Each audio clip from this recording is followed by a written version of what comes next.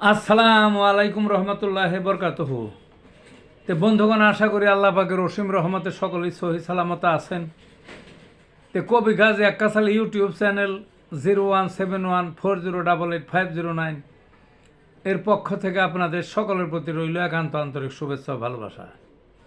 তে বন্ধুগণ, এখন আপনাদের সামনে যে বয়ানটা রাখবার চেষ্টা করব সেটা হলো ভয় পেলে বা ভয়জনিত কোনো রোগ হলে হোমিওপ্যাথিক চিকিৎসা।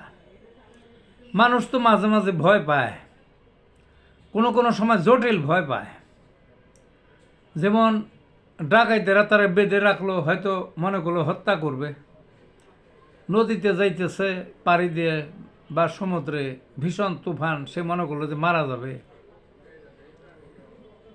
আকস্মিক কোনো দুর্ঘটনা দেখলো বা নিজে দুর্ঘটনার শিকার হলো, ইত্যাদি আরও বিভিন্ন কারণে মারাত্মক ভয় পায় মানুষ।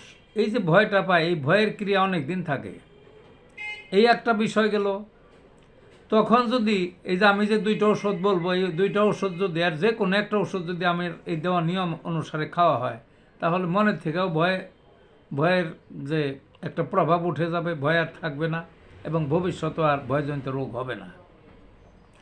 আর কারো যদি ভয়জনিত রোগ হয়ে যায়, এই ভয়জনিত রোগে কিন্তু কোনো কোনো মানুষ মারাও যায়।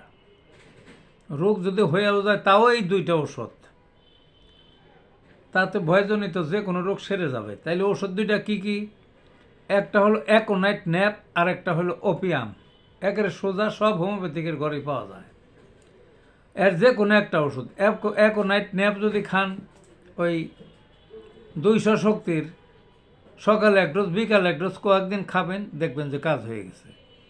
আর ওপিয়াম তাই, অথবা ওপিয়ামও যদি 200 পাওয়ারের সকালে এক ডোজ বিকালে এক ডোজ এইভাবে যদি কিছুদিন খান, দেখবেন যে কাজ হয়ে গেছে।